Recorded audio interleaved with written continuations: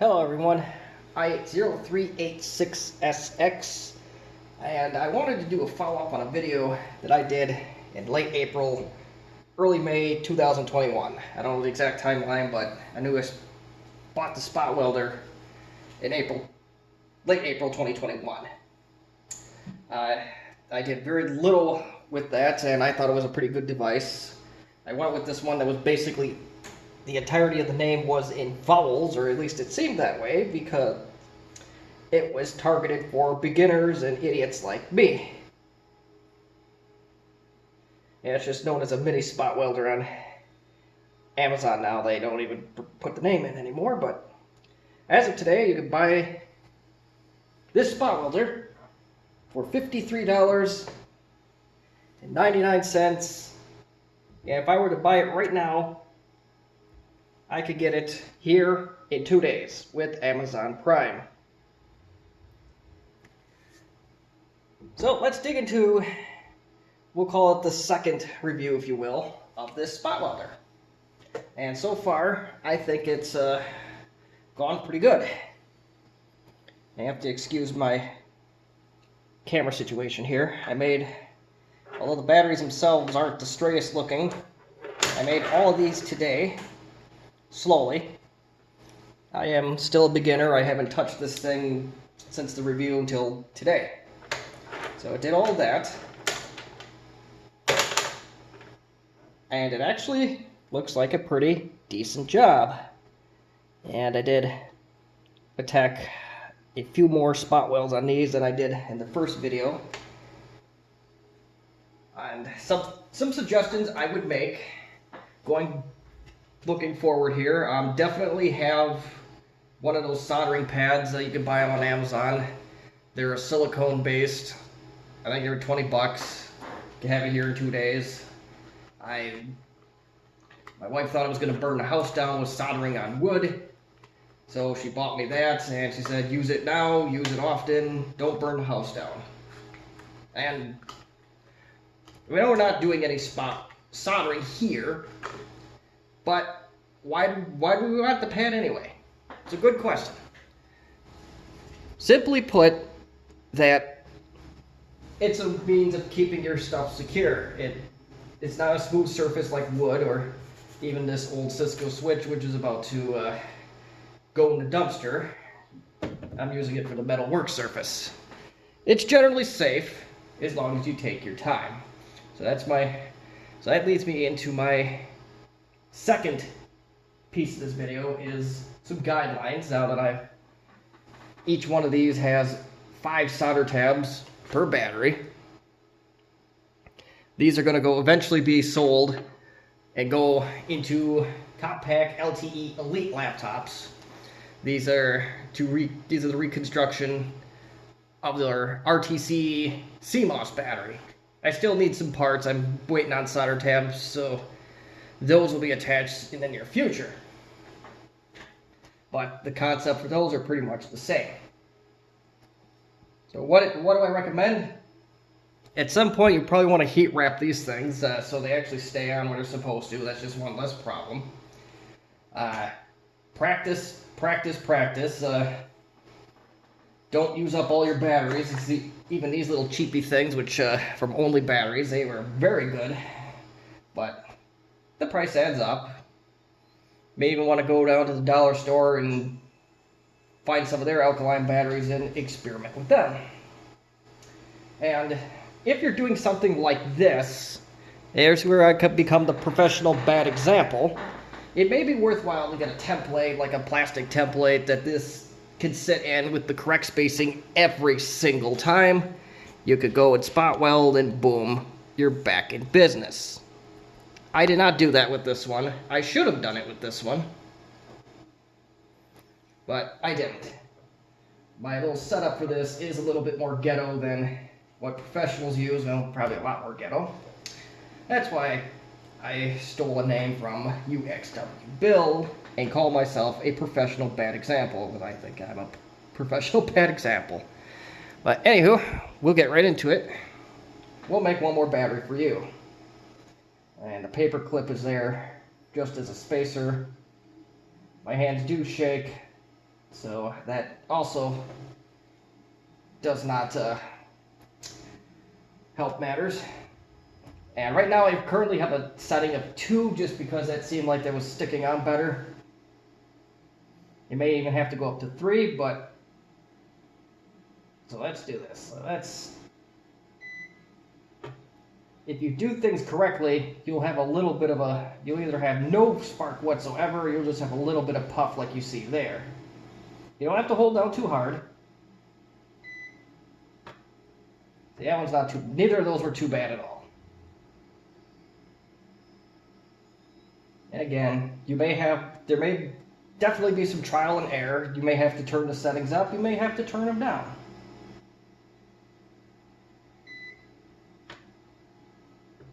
Whatever you do, hit those battery contacts or that spark's going to be a lot bigger. And if you're not sure, abort mission. That one's not too bad. So we got 4 spot welds. They look okay. And since I like to be long-winded, we'll go through the whole spiel. Because I actually do have a question for those that actually professionally do this, and keep your nickel strips flat as possible. Cut them to length, cut them to width as needed. Plan, plan, plan. That's one of the best things you can do, just like any other project, is plan, plan, and plan. Measure twice, cut once.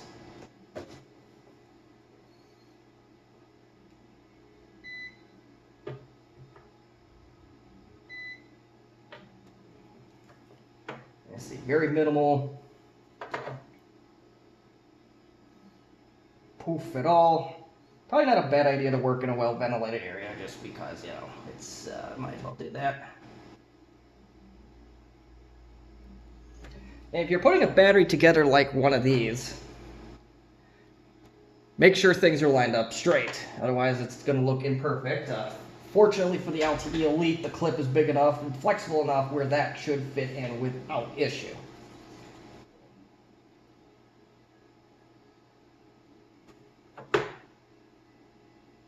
This is why I recommend having some kind of cutout that's made of wood, or if you buy something out of plastic or 3D printed, so that way things don't slide around like so.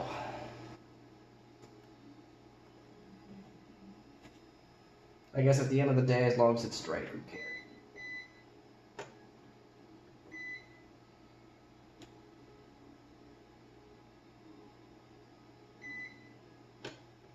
Not too bad.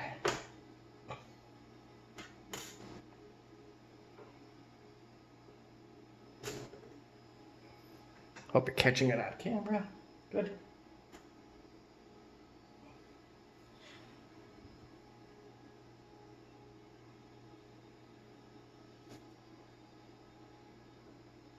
Now, I will admit I probably take a little bit longer than a professional would, perhaps a lot longer. For me, this is as much mental as it is physical.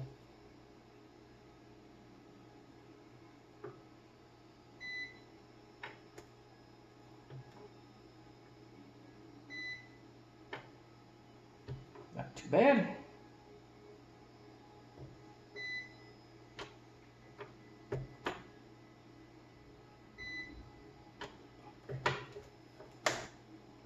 I may have to turn it up a little bit. Some of these, sometimes they stick, and I believe that is remedied by turning this up just a hair. And if I were to do that, I just hit the button once. Now you notice that well, you don't notice that because it's not in camera, but spot welder is now blinking 3 times. Now 4.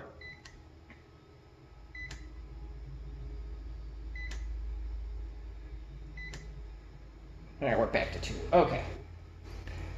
At the end of the day, they're staying together, so I'm just going to keep it at 2. It is doing its job, so I am not going to lose sleep over our current setup. If I haven't said it already, always do the negative side first. If that's a safety reason or a safety issue, you may call me out in the comment section, but it is far easier to do a negative side than a positive side. First, you have more working room and more stability.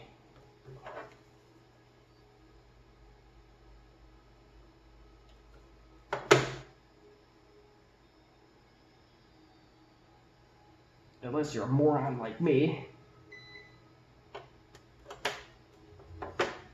You don't have to press down hard at all, just enough. You want to apply a little pressure. I don't know how to better explain it, but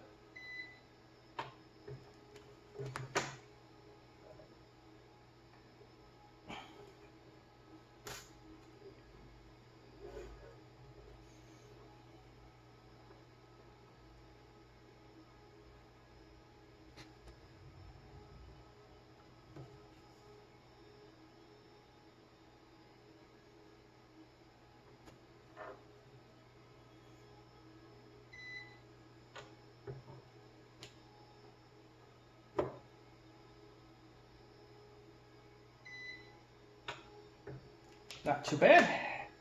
Moving along nicely.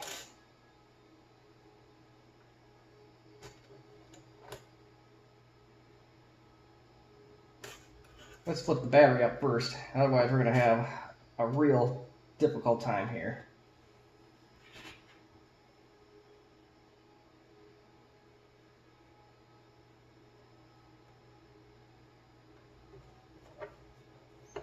Or rather say, you'll have a bad time, not even a difficult time. I'm having a difficult time with this, but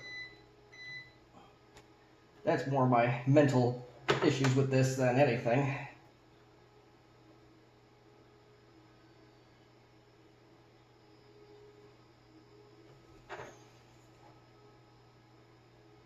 Almost like Giannis in his free throws. It's damn good player, gifted, but those free throws get him. You notice that one sparked a little bit more. I hit the edge on that one more than I should, so we'll coming back to it, and we even put another one if we can. So we definitely got 6 on that one.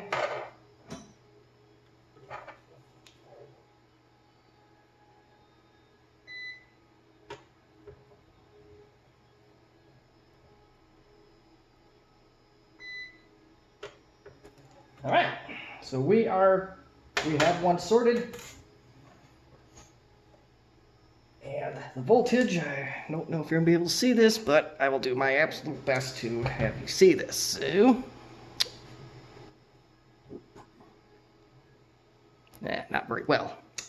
Well, I went to exactly 0 days of filming school, but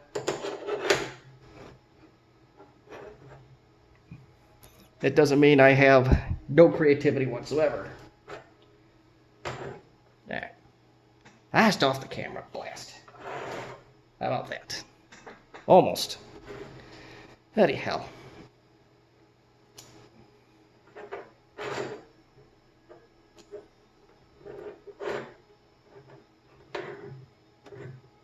Almost visible. Almost stable.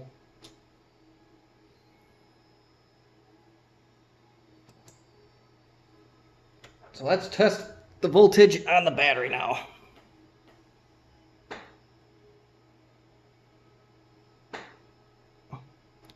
I got 4.12.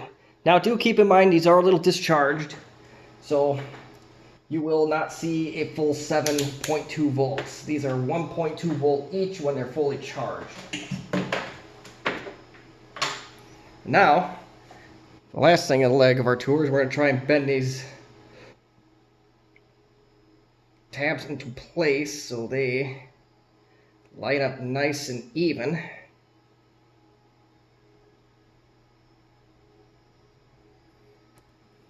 If you have a better way of doing this, I'd very much love to hear it in the comments section. Uh-oh, I lost a monitor. Weird, whatever. Hope my computer isn't dying, because I really like this computer.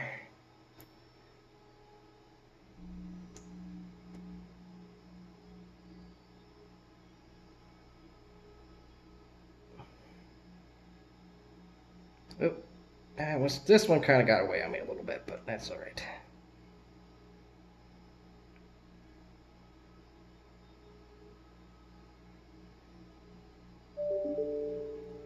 All right. Nowhere by any means perfect, but it is together.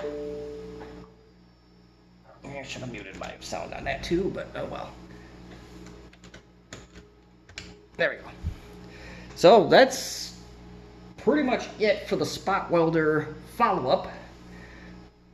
So yeah, I have yet to charge this thing other than when I first initially got it in April 2021, and it's 5 spot welds per battery in this case. So we have 5, 10, 15, 20, 25, 30 spot welds plus whatever I did in the other videos. I think one battery had 10 cells, another one had 6, and I did a couple coin batteries as well.